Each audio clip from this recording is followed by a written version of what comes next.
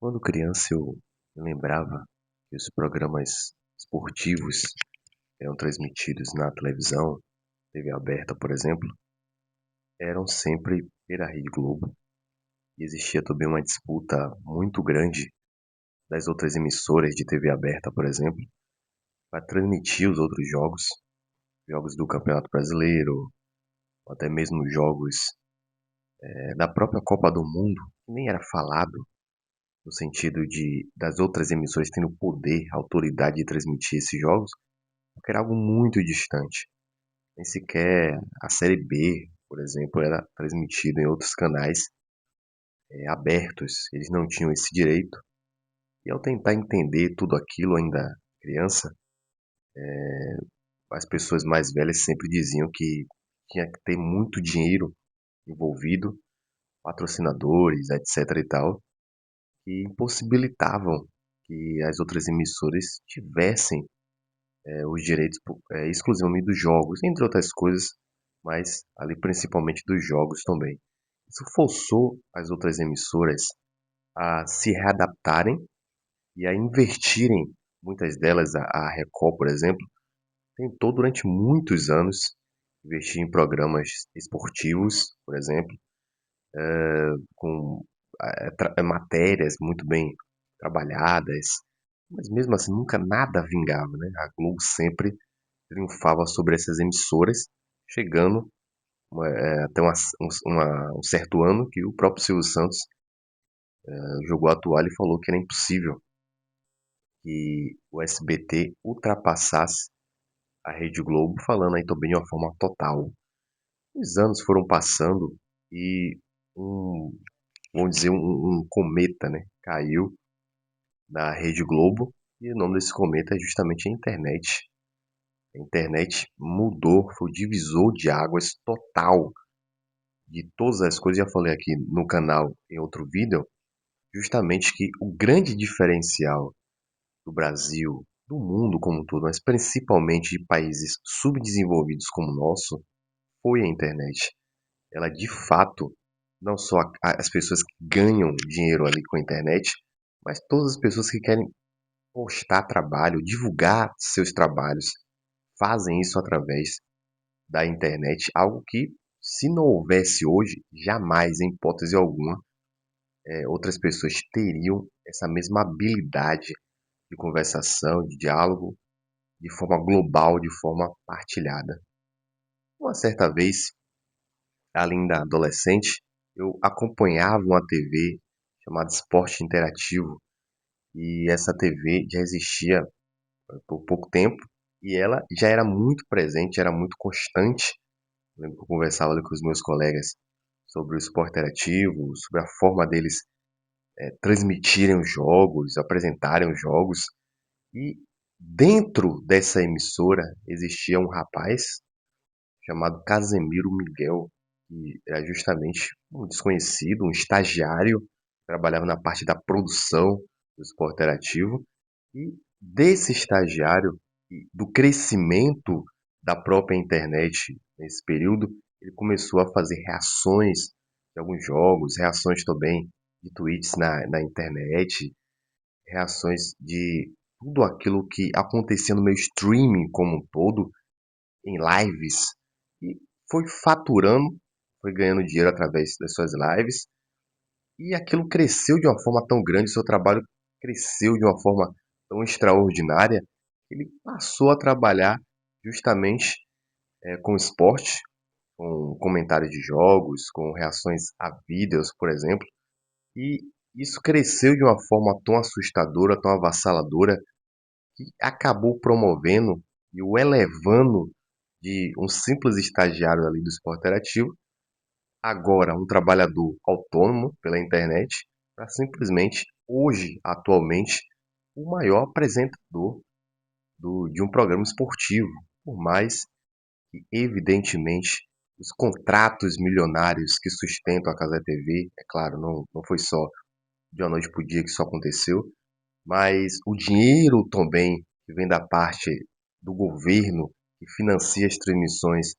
da Cazé TV e os outros contratos também internacionais, de marcas internacionais, evidentemente que tem de ter em toda a rede de televisão, do YouTube como um todo, logicamente, mas isso fez com que o Casemiro Miguel, de um simples estagiário, depois de um streamer de sucesso, fizesse ele um homem milionário, quiçá, muito possivelmente bilionário, quando a gente entende o faturamento real que a Cazé TV possui nesses últimos anos, não só transmitindo a Copa do Mundo nesse ano específico, transmitindo todos os jogos, com direito total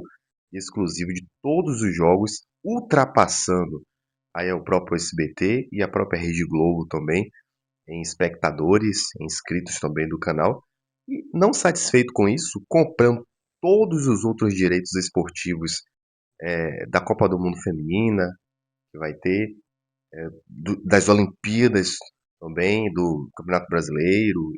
do basquete, ou seja, todos os esportes, ele conseguiu simplesmente fechar contrato e comprar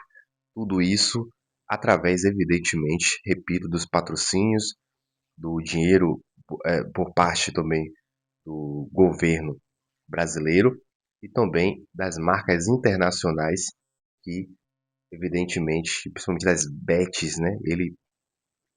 expressivamente, de forma aberta, ele divulga as bets, algo que alguns apresentadores, como Galvão Bueno, já vinha fazendo,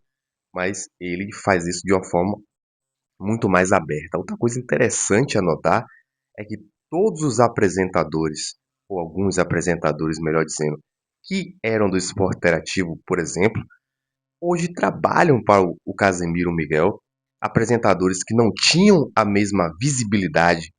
como por exemplo o narrador Henger, por exemplo, que era o principal ali, foi chamado, né, outros narradores foram chamados para saírem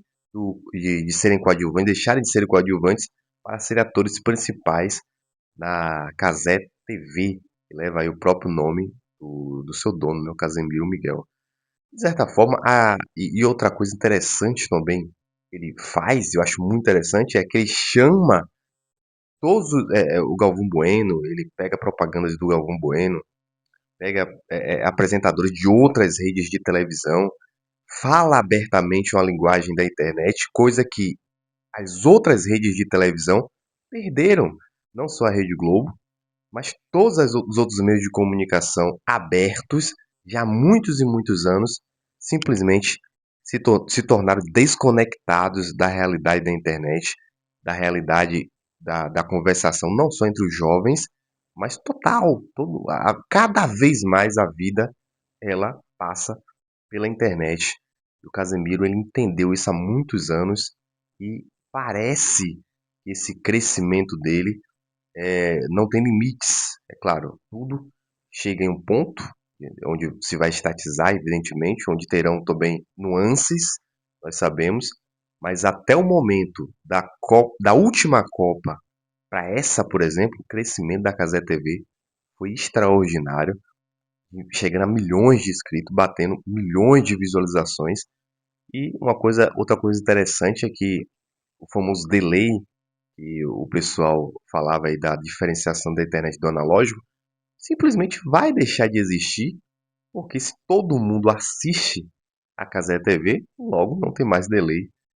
não tem mais aqueles segundos ali de diferença, né? Isso vai se perder com o tempo. Muito possivelmente, eu imagino que a Cazé TV não só apenas seja unicamente esportiva, isso é ao meu ver, mas acredito que ela vá aos poucos se moldando a também outros meios de comunicação, principalmente, não jornalísticos, nada como a TV aberta, mas já que ele já veio do streamer, ele já conhece como a coisa funciona, muito possivelmente ele vai também encaixar um pouco do streaming, do jogo de palavras, de alguma coisa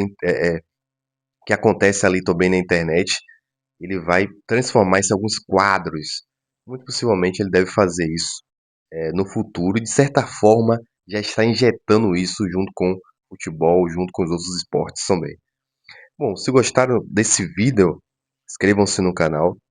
compartilhem o vídeo também, isso ajuda que o YouTube entenda que esse conteúdo foi relevante e também escrevam comentários do que acharam do vídeo. Muito obrigado a todos e até uma próxima.